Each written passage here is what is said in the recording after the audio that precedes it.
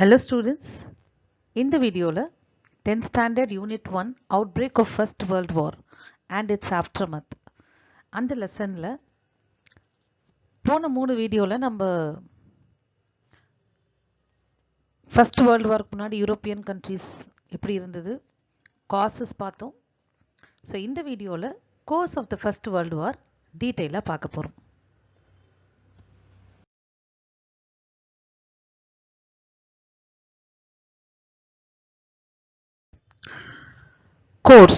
Course of the first world war, எப்படி இந்த first world வார் நடந்தது, சண்டை நடந்தது, எங்கெல்லாம் நடந்தது அப்படிங்கிறத டீட்டெயிலாக பார்க்க போகிறோம்.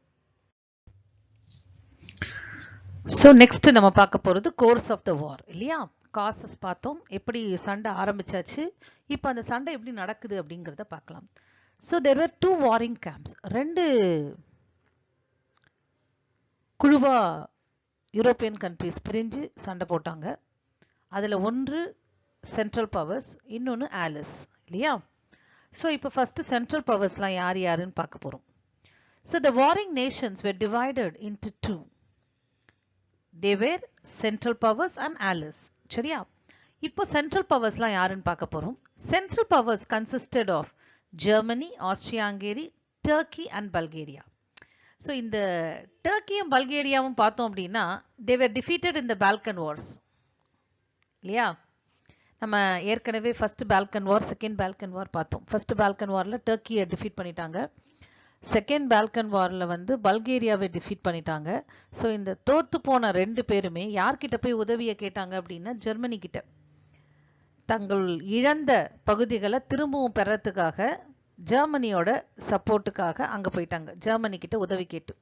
ஸோ அதனால தான் இவங்களும் சென்ட்ரல் பவர்ஸ்ல சேர்ந்துட்டாங்க. இப்போ இதுல இட்டலி ஏன் இல்லை? நம்ம ஏற்கனவே நான் சொல்லியிருக்கேன், இட்டலி வந்து சென்ட்ரல் பவர்ஸோட தான் முதல்ல சண்டை ஆரம்பிக்கிறதுக்கு முன்னாடி இருந்தது. ஆனா சண்டை ஆரம்பிச்ச உடனே Italy which was earlier with Germany and Austria had left. As her attempt to recover Trentino in northeast Italy, where Italians lived in majority but remained as a part and parcel of Austria-Hungary, was not supported by Germany. So, can you see this? இப்போ இங்க இருக்கிற மேப்பை பாருங்க. இது Italy. இட்டாலியில இந்த red கலர்ல இருக்கு இல்லையா, இந்த பகுதி தான் ட்ரென்டினோ அப்படின்ற ஒரு பகுதி. இந்த ட்ரென்டினோ இங்க இருக்கிறது வந்து ஆஸ்ட்ரியா-ஹங்கேரி ரைட்டா, இங்க இருக்கிறது வந்து ஜெர்மனி. ஸோ இந்த ஆஸ்ட்ரியா-ஹங்கேரி இந்த ட்ரென்டினோ ஒரு பகுதியை தன்னோட பகுதியா இணைச்சிட்டு இருந்தாங்க. ஸோ இப்போ இட்டாலி வந்து எப்பயும் ஜெர்மனி கிட்ட போய் சொல்லும், அதாவது இந்த பகுதியில் இருக்கிற எல்லா மக்களும் இட்டாலியன்ஸ் தான், ஆனா it was a part of Austria Hungary அப்படின்னு சொல்லி இந்த பகுதியை எனக்கு திரும்ப வேணும் அப்படின்ட்டு ஜெர்மனி கிட்ட போய் கேட்கும்போது Germany was not supported. So இட்டாலிக்கு ஜெர்மனி சப்போர்ட் பண்ணல. ஜெர்மனி யாருக்கு நிறைய சப்போர்ட் பண்ணுது? ஆஸ்ட்ரியாவுக்கு தான் சப்போர்ட் பண்ணுது. ஸோ ஆஸ்ட்ரியாவுக்கு நிறைய சப்போர்ட் பண்ணதுனால இந்த விஷயத்துல ரொம்ப கோவமா இருந்தது இட்டாலி. யார் மேல? ஆஸ்ட்ரியா மேலையும் ஜெர்மனி மேலையும். ஏன் ஜெர்மனி மேல? ஜெர்மனி இந்த விஷயத்துக்கு சப்போர்ட் பண்ணல, இட்டலிக்கு சப்போர்ட் பண்ணாம ஆஸ்ட்ரியா-ஹங்கேரிக்கு சப்போர்ட் பண்ணதுனால. ஸோ அதனால போர் ஆரம்பிச்ச உடனே இது என்னாச்சு, நியூட்ரலா இருக்க போறேன், நான் யாருக்குமே சப்போர்ட் பண்ண போறது இல்ல அப்படின்னு அனௌன்ஸ் பண்ணிடுச்சு. So Italy remained a neutral country when the war broke out.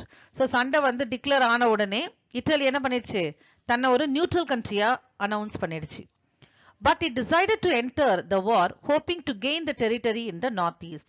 அந்த ட்ரென்டினோவை தன்னோட பகுதியா இணைக்கிறதுக்கு இந்த சண்டையில ஜாயின் பண்ணணும் அப்படின்னு நினைச்சது. So Britain, France, Italy, so இந்த 3 நாடுகள் இருக்கு இல்லையா, பிரிட்டன், பிரான்ஸ், இட்டாலி. ஸோ இந்த 3 நாடுகளும் என்ன பண்ணுச்சு அப்படின்னா ஒரு secret treaty of London April 1915ல, ஸோ இங்கேயே கூட இயர் போட்டிருப்பாங்க பாரு, ஜாயின்ட் இன் 1915.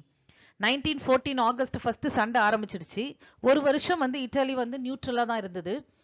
தென் ஏப்ரல் 1915ல வந்து ஒரு சீக்ரெட் ட்ரீட்டி ஆஃப் லண்டனை சைன் பண்ணிச்சு, by which Italy agree to enter the war against the central powers in return for this territory after the war. சண்டை முடிஞ்ச உடனே எனக்கு இந்த டெரிட்டரியை நீங்க கொடுக்கறதா இருந்தா உங்களுக்கு நான் சப்போர்ட் பண்றேன் அப்படின்ற ஒரு கண்டிஷன்ல இட்டலி யாரோட ஜாயின் பண்ணிடுச்சு? ஆலிஸோட ஜாயின் பண்ணிடுச்சு. ஸோ ஃபர்ஸ்ட் வேர்ல்டு வார்ல 1915ல Italy joined with the Allies, that is with France and Britain. எந்த ஒரு கண்டிஷனோட? அந்த நார்த் ஈஸ்டர்ன் டெரிட்டரியை ஆஸ்திரியா கிட்டேருந்து எனக்கு திரும்ப வாங்கி தரணும் அப்படின்ற ஒரு கண்டிஷனோட இட்டலி வந்து இந்த சண்டேல ஆலிஸ் பக்கமா ஜாயின் பண்ணிச்சு. ஸோ இப்போ சென்ட்ரல் பவர்ஸ்லாம் யார் யாருன்னு பார்த்தோம் இல்லையா? ஸோ இப்போ ஆலிஸ், இந்த ஆலிஸ்க்கும் சென்ட்ரல் பவர்ஸ்க்கும் நடந்தது தான் ஃபர்ஸ்ட் வேர்ல்டு வார் இல்லையா? So 9 states that opposed the central powers were Russia, France, Britain, Italy, the United States, Belgium, Serbia, Romania and Greece. So inga mapல நீங்க அந்த பிளேசஸ்லாம் பார்க்கலாம். So here we have Russia, France, Britain, Italy, United States இன்னொரு கான்டினென்ட்ல இருக்கு இல்லையா, north அமெரிக்கால. Then Belgium, can you see this? Belgium. Then Serbia, Romania and Greece. So இந்த violet கலர்ல போட்டிருக்கிறது எல்லாமே என்னது? ஆலிஸ். So கிட்டத்தட்ட ஒரு 9 states were there on the side of Alice. So ரொமேனியாவும் கிரீஸும் எப்போ இந்த வார்ல ஜாயின் பண்ணாங்க அப்படின்னா, Romania in the year 1916, Romania in the year 1916 and Greece in the year 1917ல அவங்க ஜாயின் பண்ணாங்க. But they played a very little part in the war. And அமெரிக்காவை பொறுத்த வரைக்கும் 1914லேருந்து 1917 வரைக்கும் they were helping the Allies, அவ்வளவுதான், in the form of money and material. So most of the Americans wanted their country to remain neutral. And so in the first 3 years, the United States gave only moral support and valuable material aid to Britain and France. So பிரிட்டனுக்கும் பிரான்ஸுக்கும் அவங்க வந்து ஒரு material aid மட்டும்தான் கொடுத்துருந்தாங்க. And they gave a moral support. So United States வந்து moral support material aid மட்டும்தான் பிரிட்டனுக்கும் ஃப்ரான்ஸுக்கும், that is ஆலிஸ்க்கு கொடுத்துட்டு இருந்தாங்க. Because Americans they wanted to remain neutral, இந்த சண்டேல கலந்துக்க வேணாம் அப்படின்னு நினைச்சாங்க, அதனால they wanted to remain neutral. But after the Lusitania incidents 1917ல ஒரு இன்சிடென்ட் நடந்தது, அதை பற்றி நம்ம விரிவாக பார்ப்போம். அந்த இன்சிடென்ட்டுக்கு அப்புறம் தான் United states enter in to the war. So United states உள்ள நுழைஞ்ச உடனே தான் வார்ல ஒரு மிகப்பெரிய டேர்னிங் பாயிண்டே நடந்தது. ஸோ அதை பற்றி நம்ம டீட்டெயிலாக பார்ப்போம். Tsar's abortive attempts for peace. இந்த ஜார் அப்படின்றவர் யாருன்னு பார்த்தோன்னா, ரஷ்யன் எம்பரரை வந்து ஜார் அப்படின்னு சொல்லுவாங்க. இந்த ரஷ்யா வந்து எப்படியாவது, ஏன்னா எல்லாருமே வந்து ஒரு சண்டை போடணுன்ற ஒரு இன்டென்ஷன்லேயே யூரோப்பில் இருக்காங்க. ஸோ சண்டை வேணாம், ஒரு அமைதியான முறையில் பேச்சுவார்த்தையில் நடத்தி எல்லாரோட பிரச்சனைக்கும் ஒரு சொல்யூஷன் கண்டுபிடிக்கலாம் அப்படின்றது தான் இவரோட நோக்கமாக இருந்தது. So Tsar Nicholas II of Russia suggested to the powers that they meet together to bring about an era of universal peace. So எல்லா கண்ட்ரீஸ், யூரோப்பில் இருக்கிற எல்லா கண்ட்ரீஸோட லீடர்ஸையும் கூப்பிட்டு என்ன பண்ணலாம், நம்ம வந்து ஒரு மீட் பண்ணலாம். மீட் பண்ணி என்ன பண்ணலாம், ஒரு யூனிவர்சல் பீஸ்க்காக என்னெல்லாம் பண்ணணுமோ அதெல்லாம் செய்யலாம். Because Tsar Nicholas II of Russia அவருக்கு என்ன வேணான்னு நினைக்கிறாரு, இது மாதிரி ஒரு பகை உணர்ச்சி கொண்ட ஒரு சூழல் வந்து அங்கே இருக்கு யூரோப்பில், அது வேண்டாம். அதை தவிர்க்கிறதுக்காக என்ன பண்ணலாம், எல்லா கண்ட்ரியோட லீடரும் மீட் பண்ணி பேசலாம், ஒரு அமைதி பேச்சுவார்த்தை நடத்தலாம் அப்படின்னு சொல்றார். So in response, 2 peace conferences were held at The Hague in England in 1899 and in 1907, but in vain. So அவரோட சொல் பேச்சு கேட்டு என்ன பண்ணாங்க, 2 அமைதி மாநாடு நடந்தது. 2 peace conferences were held. எந்த இடத்துல அப்படின்னா, தி ஹேக், ஹாலண்ட்ல இருக்கிற ஹேக் அப்படின்ற ஒரு இடத்துல நடந்தது. 2 வருஷம், அதாவது 2 வாட்டி நடந்தது. 1899ல ஒரு கான்ஃபரன்ஸும் 1907ல ஒரு கான்ஃபரன்ஸும் நடந்தது. பட் ரெண்டுமே வந்து தோல்வி அடைஞ்சது. இதனால எந்த ஒரு விளைவும் ஏற்படவில்லை அப்படின்னு சொல்றாங்க. ஸோ அடுத்ததான் நம்ம பார்க்க போகிறது war in western or French front. அதாவது ஃப்ரெஞ்ச் மேலே ஜெர்மனி படையெடுத்தாங்க இல்லையா, பெல்ஜியம் வழியா. ஸோ அந்த இடத்துல என்ன நடந்தது அப்படிங்கிறத பார்க்க போகிறோம். So Germany steamrolled and smashed the resistance of the people of Belgium.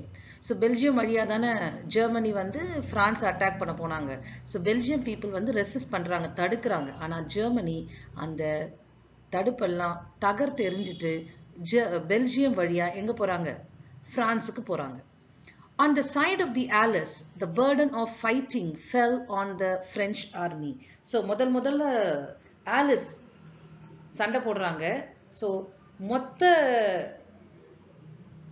Fighting fell, அதாவது ஆலிஸ் சைடா முதல்ல ஃபைட் பண்ற அந்த ஒரு பேர்டன் யார் மேல விழுந்தது அப்படின்னா பிரெஞ்சு ஆர்மி மேல தான் விழுந்தது. ஸோ ஆலிஸ் சைட்லேருந்து போர் செய்ய வேண்டிய ஒரு சுமை வந்து எந்த ஃபோர்ஸ் மேலே விழுந்தது அப்படின்னு பார்த்தோம்னா பிரெஞ்சு ஆர்மி மேலே தான் விழுந்தது. Because they were the one who faced German forces in the beginning. So within a month Paris seemed almost doomed.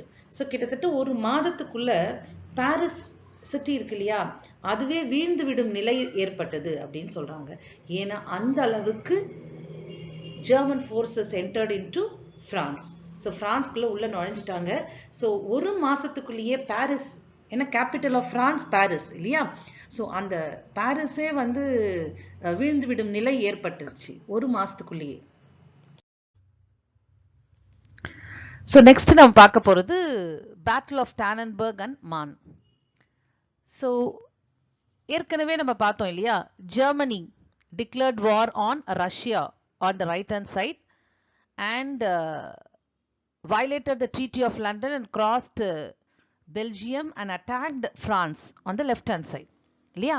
So இப்போ வந்து ஜெர்மனி ஃபர்ஸ்ட் என்ன பண்றாங்க அப்படின்னா பெல்ஜியமோட நியூட்ராலிட்டியை வயலேட் பண்ணி இங்க நுழைஞ்சிட்டாங்க.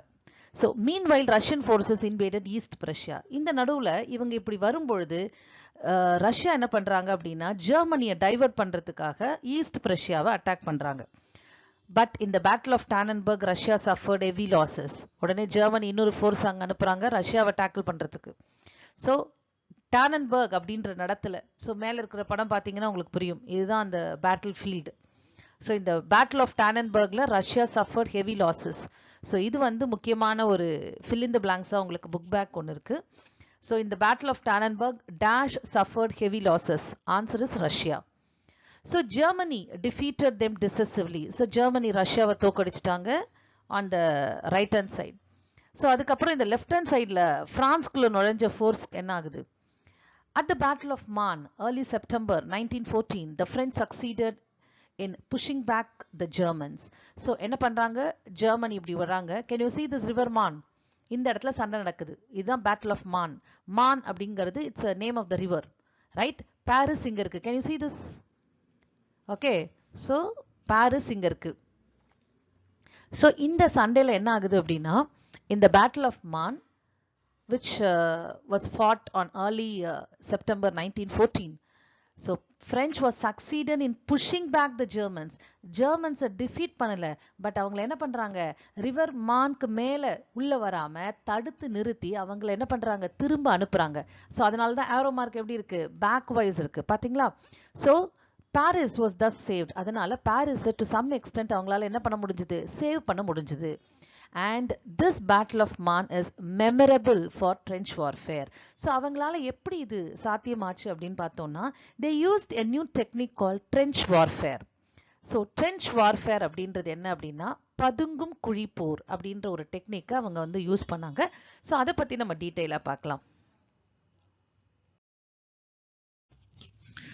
ஸோ நான் சொன்னேன் இல்லையா, trench warfare. They use a new technique in the battle of Marne called trench warfare. இது வந்து இம்பார்ட்டன்ட் 2 மார்க் கொஸ்டினா கேட்பாங்க.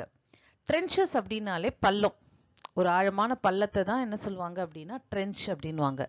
So trenches or ditches dug by the troops enabled soldiers to safely stand and protect themselves from the enemy fire. So என்ன பண்ணுவாங்க அப்படின்னா, so ஒரு ஆள் நிக்கிற மாதிரி என்ன பண்ணுவாங்க அப்படின்னா நிறைய பள்ளத்தை லைனா தோண்டி வச்சிருப்பாங்க. ஸோ இந்த படத்தை பார்த்தாலே உங்களுக்கு தெரியும். ஸோ நல்ல பள்ளம் தோண்டி அதுல என்ன பண்ணிட்டு இருக்காங்க, நின்றுட்டு இருக்காங்க. ஸோ எனிமி எதிர வரும்பொழுது அன்எக்ஸ்பெக்டடா அந்த இடத்துல இது வந்து இவங்க தலையெல்லாம் தெரியல, எல்லாம் தலையெல்லாம் உள்ள இருந்தது அப்படின்னா ஃபிளாட்டா இருக்கும் இல்லையா. ஸோ எனிமீஸ் வந்து யாருமே இல்லைன்னு நினைச்சு என்ன பண்ணுவாங்க, முன்னேறி வந்துகிட்டே இருப்பாங்க.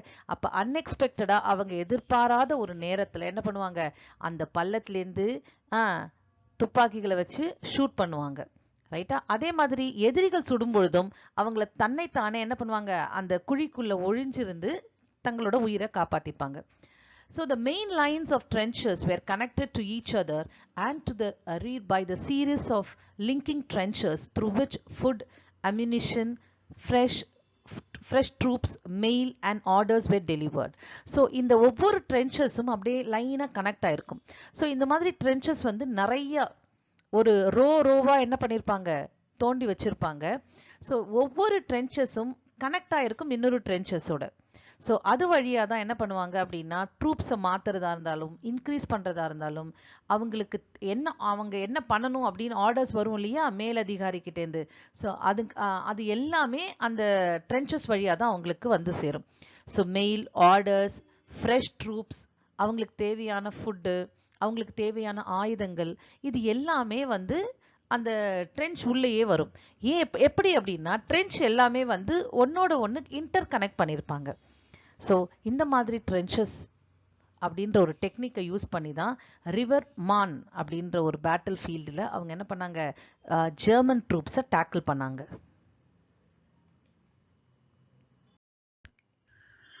அடுத்ததான் நம்ம பார்க்க போறது பேட்டில் ஆஃப் வேர்டன். இப்போ இந்த வேர்டன் அப்படிங்கிற இடம் எங்க இருக்கு அப்படின்னு பார்த்தோம்னா it's in France. Between February and July 1916 the Germans attacked Verdun, the famous fortress in the French line. அதாவது இந்த மேப்பை பார்த்தீங்கன்னா இது வந்து க்ளோஸ்அப்பாக இருக்கிற ஷாட் இது. ஸோ வேர்டன் அப்படிங்கிறது வந்து ஒரு கோட்டை இருக்குங்க.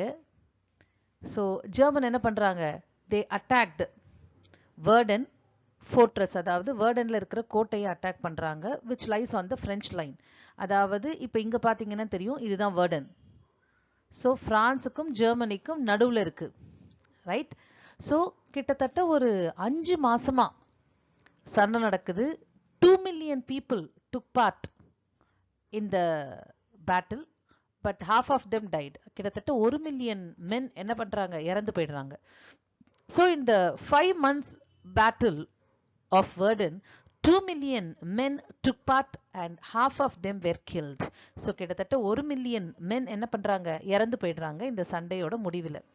So the British offensive against Germans occurred near the river Somme. So இப்போ ரிவர் சோமி எங்க இருக்கு அப்படின்னு பார்த்தீங்கன்னா, கேன் யூ see this? இதுதான் river Somi. Right?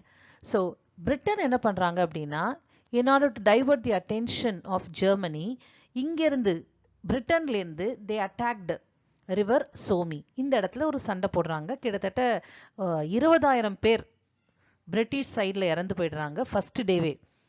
But the battle of Verdun however decided the fortune of the war in favour of the Allies.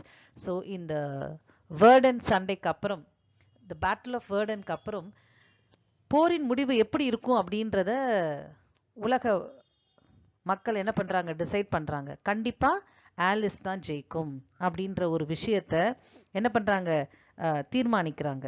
So வேர்டன் போர் நடக்குது இல்லையா, அதுல வந்து ஆலிஸ் தான் வெற்றி பெறும். இந்த சண்டையோட முடிவில், இந்த வேர்டன் போருக்கு அப்புறம் மக்களோட கணிப்பு எப்படி இருந்தது அப்படின்னா, சென்ட்ரல் பவர்ஸ்க்கும் ஆலிஸ்க்கும் நடக்கிற இந்த சண்டை கண்டிப்பா ஆலிஸ் தான் வெற்றி பெறும் அப்படின்ற ஒரு முடிவுக்கு வந்தாங்க. ஸோ அடுத்ததான் நம்ம பார்க்க போறது war in eastern or Russian front. அதாவது இது ரஷ்யா, மேப்பை பார்த்தீங்கன்னா தெரியும், Russia, Austria Hungary, Germany. So இந்த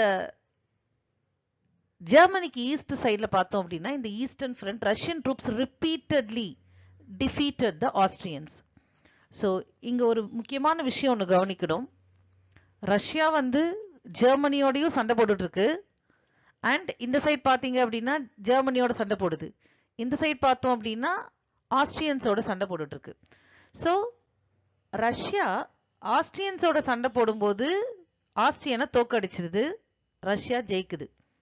ஆனா ஜெர்மனியோட சண்டை போடும்போது ஜெர்மனி ஆஸ்ட்ரியாவை தோக்கடிக்குது. ஸோ ஜெர்மனியோட சண்டை போடும்போது ரஷ்யா தோத்துடுது, ஆஸ்ட்ரியாவோட சண்டை போடும்போது ரஷ்யா ஜெயிச்சிடுது. ஸோ இதுதான் இந்த ஈஸ்டர்ன் ஃப்ரண்ட்ல நடந்துட்டு இருக்கிறது.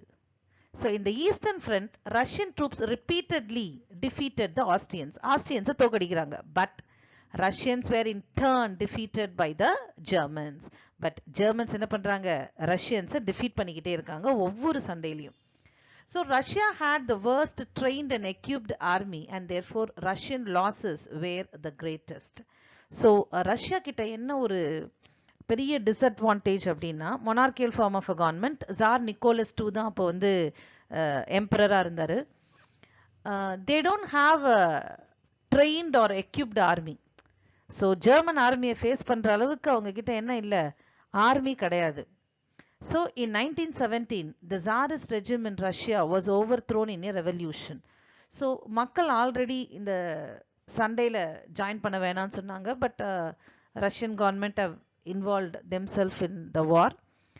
ஸோ மக்கள் என்ன பண்ணுறாங்க, ஒரு அந்த ஜாரிஸ்ட் கவர்மெண்ட்டுக்கு எதிராக ஒரு புரட்சி பண்ணுறாங்க. That is called Russian revolution. அதை பற்றி டீட்டெயிலாக இந்த லெசன்லேயே நம்ம பார்ப்போம்.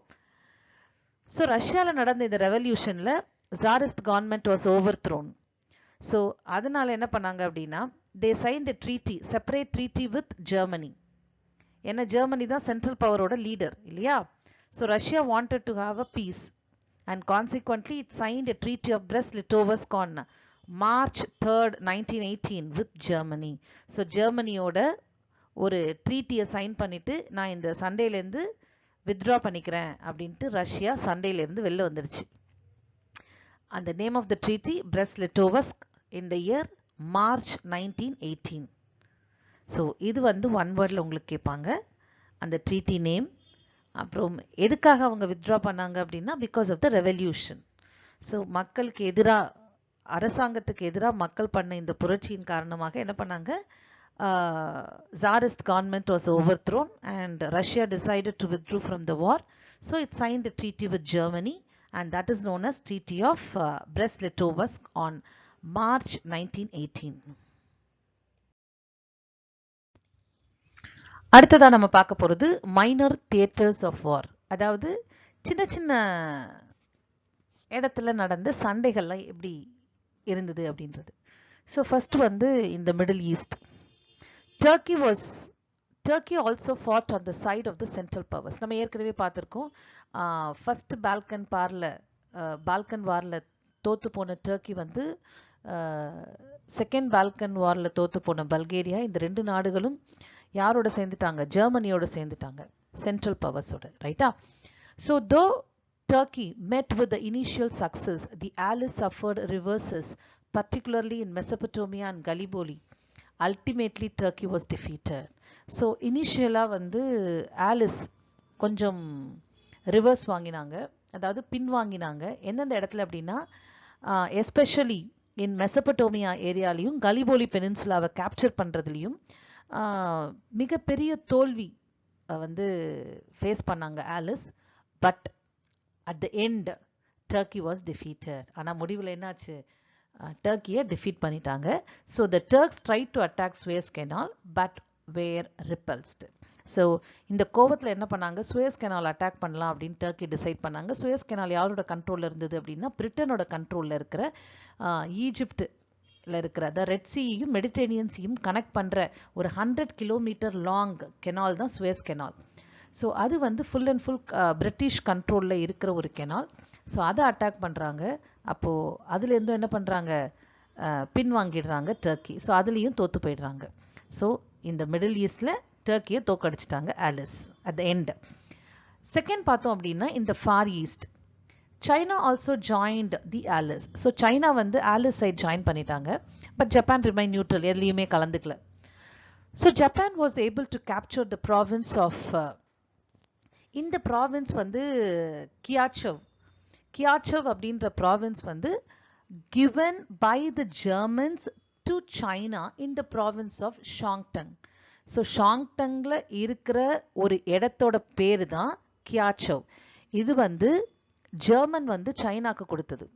Okay, given by the Germans to China, right? So அந்த கியாச்சவ் அப்படிங்கிற ஒரு ப்ராவின்ஸை வந்து ஜப்பான் எடுத்துக்கிச்சு.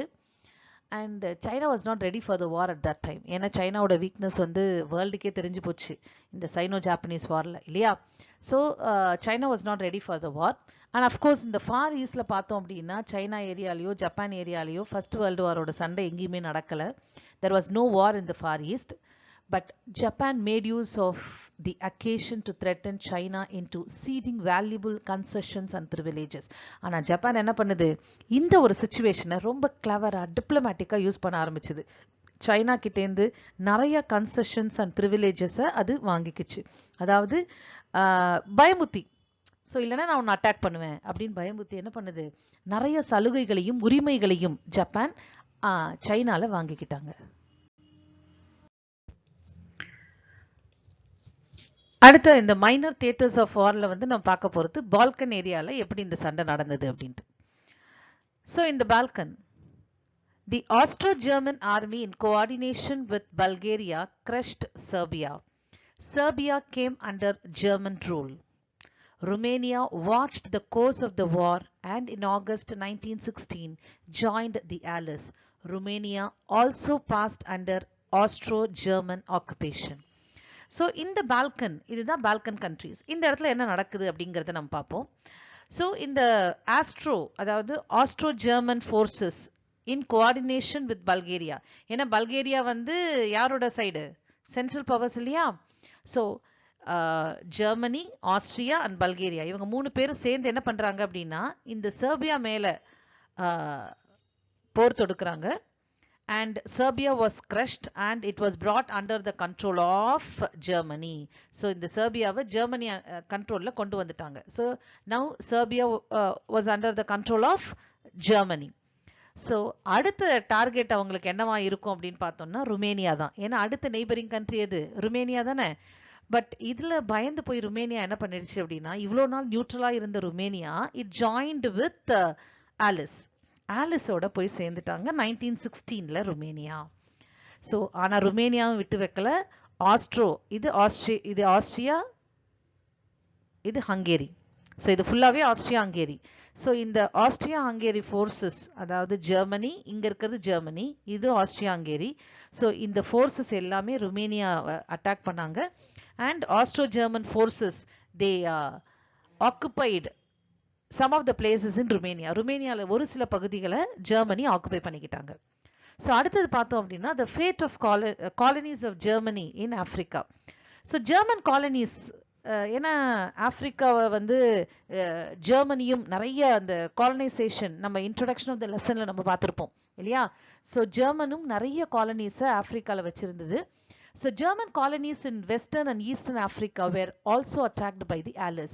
So இந்த சண்டை வந்து யூரோப் கான்டினென்ட்ல மட்டும் நடக்கல, it was fought even in the colonies. So Africa கான்டினென்ட்லையும் என்ன நடந்தது, இந்த சண்டை தொடர்ந்து நடந்துட்டு இருந்தது. So German colonies western and eastern ஆப்பிரிக்காவில் என்ன பண்ணாங்க அப்படின்னா ஆலிஸ் அட்டாக் பண்ண ஆரம்பிக்கிறாங்க.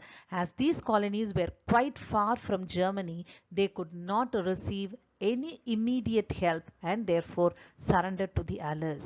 So இந்த ஆப்பிரிக்கன் காலனிஸ் எல்லாமே ஜெர்மனிலேருந்து ரொம்ப தூரத்தில் இருக்கிறதுனால ஸோ அது கடல் பயணமாக தான் என்ன பண்ண முடியும், ஆப்பிரிக்காவுக்கு வெப்பன்ஸையோ இல்லை சோல்ஜர்ஸையோ அனுப்ப முடியும். ஸோ சின்ஸ் இட் இஸ் ரொம்ப ஃபார் அவே, ஜெர்மனிக்கும் ஆப்பிரிக்கன் காலனிஸ்க்கும் நிறைய டிஸ்டன்ஸ் இருந்ததுனால ஜெர்மனியால் உடனே என்ன பண்ண முடியல, அந்த ஆப்பிரிக்கன் காலனிஸ்க்கு ஹெல்ப் பண்ண முடியல. So all the German colonies in Africa were brought under the control of Allies. அடுத்ததா இந்த minor theaters of warல நம்ம பார்க்க போறது Italy falls to Austrian onslaught. So இட்டாலியும் ஆஸ்ட்ரியா ஹங்கேரியும் ஏற்கனவே சண்டை போட்டுக்கிட்டு இருந்தாங்க. அந்த நார்த் ஈஸ்டர்ன் இட்டாலியோட நார்த் ஈஸ்டர்ன் டெரிட்டரி வந்து யார்கிட்ட இருக்கு? ஆஸ்ட்ரியாவோட கண்ட்ரோலில் இருந்தது. அது ஜெர்மனி கிட்ட இட்டாலி முறையிட்ட போது ஜெர்மனி அதை கண்டுக்கல. So that was reason why Italy joined with allies. முன்னாடி சென்ட்ரல் பவர்ஸில் இருந்தது. அதுக்கப்புறம் சண்டை ஆரம்பித்த உடனே நியூட்ரலாக டிக்ளேர் பண்ணிடுச்சு. அதுக்கப்புறம் 1916 மேல Italy formally joined with the Allies in the war with intention, ஒரே ஒரு இன்டென்ஷன் தான், அந்த டெரிட்டரியை ஆஸ்ட்ரியா வச்சிருக்கிற அந்த டெரிட்டரியை at the end of the war எனக்கு நீங்கள் வாங்கி கொடுக்கணும் அப்படின்ற ஒரு கண்டிஷனில் they signed secret treaty of London with the Allies and joined in the war. சரி, இப்போ Italy formally joined the Allies in the war in May 1916.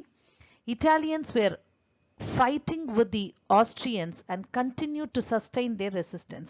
So Austrians தனியா இட்டாலியன்ஸோட சண்டை போடும்பொழுது அந்த எதிர்ப்பை வந்து இட்டாலியன்ஸ் வந்து ரொம்ப ஸ்ட்ராங்காக ரெசிஸ்ட் பண்ணி தடுத்து அவங்கள உள்ள வராம தடுத்து நிறுத்தினாங்க. But when the Germans came to Austria's help, the Italians collapsed. ஆனா ஜெர்மனி ஆஸ்ட்ரியாவுக்கு ஹெல்ப் பண்ண வந்த உடனே அந்த ஆஸ்ட்ரோ ஜெர்மன் ட்ரூப்ஸ் சேர்ந்து இட்டாலியை அட்டாக் பண்ணும்போது இட்டாலி அப்படியே கொலாப்ஸ் ஆகி யார்கிட்ட தோத்து போயிடுச்சு? ரெண்டு கண்ட்ரியும் சேர்ந்து இட்டாலியை அட்டாக் பண்ணும்போது இட்டாலி நிலை குலைந்து போனது. ஸோ ரெண்டு பேரும் சேர்ந்து அட்டாக் பண்ணும்போது Italians were collapsed. The Central Powers successfully occupied Belgium and a part of France in the northeast, Poland, Serbia and Romania. So இந்த மேப்பை பார்த்தா உங்களுக்கு நல்லா தெரியும். ஸோ ஜெர்மனி எதெல்லாம் ஆக்குபை பண்ணியிருக்காங்கன்னு பாரு. இங்கே இருக்கிற பெல்ஜியம் ஆக்குபை பண்ணிக்கிட்டாங்க. அதுக்கப்புறம் நார்த் ஈஸ்டர்ன் பார்ட், ஸோ இந்த பகுதி அந்த வேர்டன் சோமி அதெல்லாம் இருக்கு இல்லையா, ஸோ இந்த பகுதியும் அவங்க ஆக்குபை பண்ணிக்கிட்டாங்க. தென் Poland, this part is known as Poland. So இந்த பகுதியை ரஷ்யா கிட்டேருந்து ஆக்குபை பண்ணிக்கிட்டாங்க. தென் சர்பியா, அடுத்தது ருமேனியா. ஸோ இந்த சர்பியா ருமேனியா, ஸோ இது எல்லாத்தையுமே யார் ஆக்குபை பண்ணிக்கிட்டாங்க? இந்த சென்ட்ரல் பவர்ஸ் ஆக்குபை பண்ணிக்கிட்டாங்க. So the epicenter of the struggle was in the western front and the sea. So முக்கியமான சண்டை எங்கே நடக்குது அப்படின்னா இந்த வெஸ்டர்ன் ஃப்ரண்ட்ல, இந்த இடத்துல தான் நடக்குது. And not only here but also on the sea, கடல்லையும் நடக்குது சண்டை. So as the Allies controlled the sea route, they cut off the supply of food and other material reaching the Central Powers. So in the Atlantic Ocean, full-ஆவே Atlantic Ocean, in the Mediterranean Sea, இது எல்லாமே யாரோட கண்ட்ரோல்ல இருக்கு அப்படின்னு பார்த்தோம் அப்படின்னா totally it was under the control of the Allies. So மொத்த sea route எல்லாமே வந்து ஆலிஸோட கண்ட்ரோலில் இருந்ததுனால ஆலிஸ் என்ன பண்ணாங்க அப்படின்னா they cut off the supply of food and other material reaching the central powers. So central பவர்ஸ்க்கு சப்ளை ஆகக்கூடிய ஃபுட்டாக இருக்கட்டும் அதர் மெட்டீரியலாக இருக்கட்டும் போகாமல் தடுத்து நிறுத்திட்டாங்க. ஸோ மொத்த சி ஆலிஸ் கண்ட்ரோல்ல இருந்ததுனால they stopped the food supply to Germany and other central powers இல்லையா. So in Germany and Austria, women and children suffered from hunger and privation. So என்ன ஆகுது அப்படின்னா ஜெர்மனிலையும் ஆஸ்திரியாலையும் பெண்களும் குழந்தைகளும் என்ன பண்றாங்க? பட்னியாலையும் வறுமையாலையும் இருக்காங்க. ஏன் அப்படின்னா they stopped the food supply to these central powers இல்லையா. ஆலிஸ் என்ன பண்ணாங்க? சென்ட்ரல் பவர்ஸ்க்கு வரக்கூடிய எல்லா ஃபுட் சப்ளையும் ஸ்டாப் பண்ணிட்டாங்க கடல்லையே. So Germany attacked England by air. So இதனால அந்த ஜெர்மனி என்ன பண்ணுது அப்படின்னா ஏர்ஃபோர்ஸை யூஸ் பண்ணி இங்கிலாண்டை அட்டாக் பண்ணுது. So bombs were thrown on London and places where they were major factories. So லண்டன்ல எங்கெல்லாம் லண்டன்ல பாம்பு போடுறாங்க, அங்க மட்டும் இல்லாம எங்கெல்லாம் மேஜர் ஃபேக்டரிஸ் இருக்கோ இங்கிலாந்துக்கு முதல்ல அதெல்லாம் அழிக்கணும்ன்ற நோக்கத்துல அந்த இடத்துல பாம்பு போடுறாங்க. So later aeroplanes were used for targeting the civilian population. So அதுக்கப்புறம் என்ன பண்றாங்க? ஏரோப்ளேன்ஸை அழிக்க ஆரம்பிக்கிறாங்க. ஏன்னா அவங்களோட அடுத்த டார்கெட் சிவிலியன், அதாவது காமன் பீப்புள், மக்களையும் என்ன பண்றாங்க? கொல்ல ஆரம்பிக்கிறாங்க. So the Germans introduced poisonous gas and soon both the sides resorted to its use. So முதல்ல ஜெர்மன் என்ன பண்றாங்க? பாய்சனஸ் கேஸை இந்த சண்டையில யூஸ் பண்றாங்க. ஸோ நிறைய மக்களை அட் அ டைம் கொல்லலாம் அப்படின்ற ஒரு நோக்கத்தோட. ஸோ அதுக்கப்புறம் பார்த்தோம் அப்படின்னா இந்த ஆயுதத்தை ரெண்டு தரப்பினருமே யூஸ் பண்ண ஆரம்பிக்கிறாங்க. So both the central powers as well as the allies. So அடுத்ததா நம்ம பார்க்க போறது naval battles and America's entry into the war. In 1916, a naval battle of Jutland had taken place in the North Sea. So North Seaல வந்து பிரிட்டனுக்கும் ஜெர்மனிக்கும் ஒரு கடல்ல சண்டை நடக்குது. அந்த சண்டைக்கு பேர் வந்து பேட்டில் ஆஃப் ஜுட்லண்ட். இது 1916ல நடக்குது. இந்த சண்டையில British won the battle. Because வேர்ல்டுலயே த பெஸ்ட் நேவல் ஃபோர்ஸ் யாரோடது அப்படின்னு பார்த்தோம் அப்படின்னா பிரிட்டனோடது தான். So Germany cannot compete with British naval force இல்லையா? So even though it tried to increase its naval forces, but பிரிட்டனோட நேவல் ஃபோர்ஸுக்கு வந்து nobody can compare. So Britain won the battle.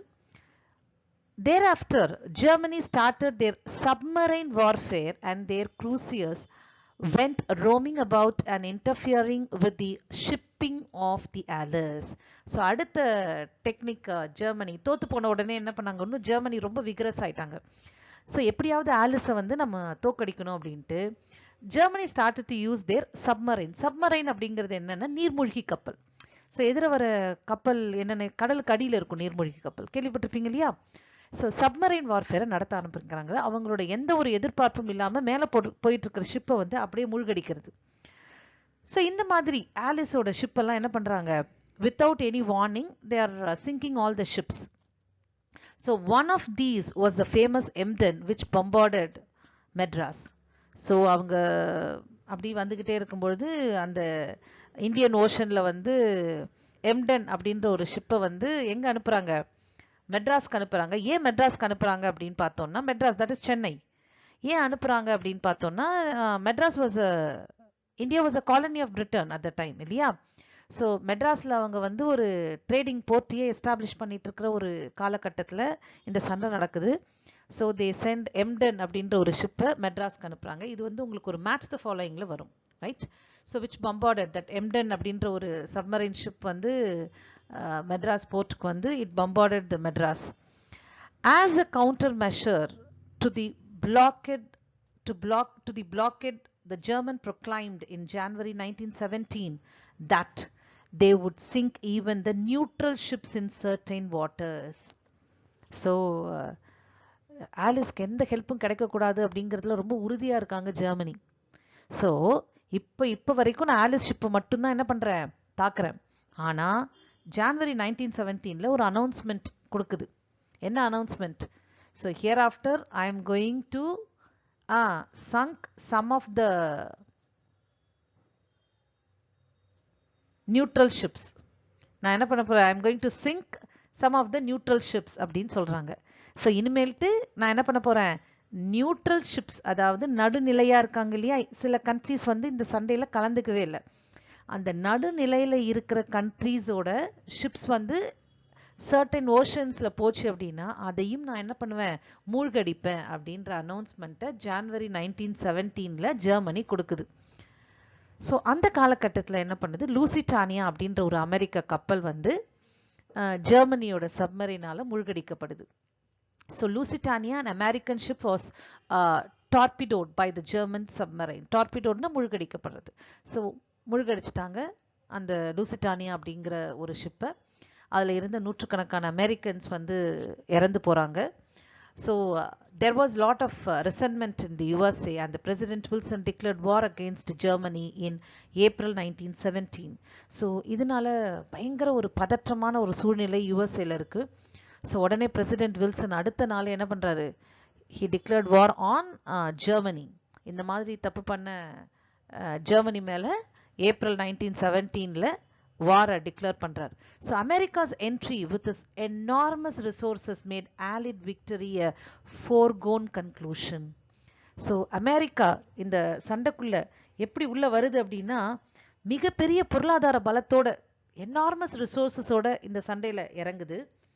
So கண்டிப்பா இந்த ஆலிஸ் தான் வெற்றி பெறும் அப்படின்றது ஒரு எழுதப்பட்ட ஒரு முடிவாக ஆயிடுச்சு. இந்த அமெரிக்கா என்ட்ரி வந்து என்ன சொல்லுது, கண்டிப்பா ஆலிஸ் தான் வின் பண்ணும் இந்த சண்டேல அப்படிங்கிற ஒரு எழுதப்பட்ட ஒரு கன்க்ளூஷனா அமெரிக்காவோட என்ட்ரி இருந்தது இந்த சண்டேல. ஸோ அமெரிக்கா என்ட்ரி தான் ஒரு டேர்னிங் பாயிண்டே இந்த சண்டேல. ஸோ இதுதான் லூசிட்டானியா ஷிப். இதுதான் வந்து ஜெர்மன் சப்மரைனை யூஸ் பண்ணி என்ன பண்ணாங்க, மூழ்கடிச்சிட்டாங்க. ஸோ அந்த காலத்தில் எல்லாமே ஸ்டீம் ஷிப்ஸாக தான் இருக்கும். ஸோ நெக்ஸ்ட் நம்ம பார்க்க போகிறது the armistice and the treaty of Versailles. So அமெரிக்காவோட என்ட்ரி ஃபர்ஸ்ட் வேர்ல்டு வாரில் it was already I told you that was a great turning point இல்லையா. ஸோ எனார்மஸ் ரிசோர்ஸஸோட அமெரிக்கா வந்து வாரில் என்ட்ரி பண்ணி நிறைய இடத்துல ஜெர்மனியை அது தோக்கடிச்சிருச்சு. So Germany ultimately surrendered in November 1918. So ஜெர்மனிக்கு வேற வழி இல்லை, எல்லா இடத்துலையும் ஜெர்மனி தோக்கடிக்கப்பட்டு நவம்பர் 1918 வந்து சரண்டர் ஆயிடுத்தாங்க. And November 11th an armistice took effect, அதாவது போர் நிறுத்தம். ஸோ இனிமேல்ட்டு சண்டை முடிஞ்சு போச்சு, first world war came to an end அப்படின்ட்டு அனௌன்ஸ்மெண்ட் பண்ணுறாங்க Alice 11th November 1918. So Germany was forced to accept the harsh terms by the political situation at home with the abdication of Kaiser Wilhelm II. So Kaiser Wilhelm II, he abdicated the throne. அவர் வந்து பதவியிலிருந்து இறக்கப்படுறார். And Germany மேலே நிறைய terms, harsh terms impose பண்ணுறாங்க. So இரண்டாம் Wilhelm, அதாவது kesar Wilhelm II இருக்கார் இல்லையா, அவர் பதவி விலகிடுறாரு. அதனால பயங்கரமான ஒரு பொலிட்டிக்கல் சிச்சுவேஷன் ஏற்படுது. ஸோ இதை வந்து ஆலிஸ் வந்து சாதகமாக பயன்படுத்திட்டு என்ன பண்ணுறாங்க, ஜெர்மனி மேலே கடுமையான நிபந்தனைகளை ஒத்துக்கொள்கிற மாதிரி ஃபோர்ஸ் பண்ணுறாங்க. So that is how the first world war came to an end. சரி, இதுக்கப்புறம் அவங்க என்ன பண்ணாங்க அப்படின்னா, பாரிஸ் பீஸ் கான்ஃபரன்ஸ் நடந்தது. அதுக்கப்புறம் அதோட டேர்ம்ஸ் எல்லாம் என்ன, அண்ட் இந்த ஃபர்ஸ்ட் வேர்ல்டு வாரோட இஃபெக்ட் என்ன, அது இந்தியா மேலே என்ன மாதிரியான ஒரு தாக்கத்தை ஏற்படுத்தியது அப்படின்றதெல்லாம் நம்ம அடுத்த வீடியோவில் பார்க்கலாம். ஸோ டியர் ஸ்டூடெண்ட்ஸ், இந்த வீடியோவில் நம்ம கோர்ஸ் ஆஃப் த வார் ஃபுல்லாக பார்த்தோம். இப்போ வந்து வார் முடிஞ்சிருச்சு இல்லையா. So the war came to an end with the victory for Alice. So அடுத்த வீடியோவில் நம்ம ரிசல்ட்ஸ் பார்க்கலாம். தேங்க்யூ.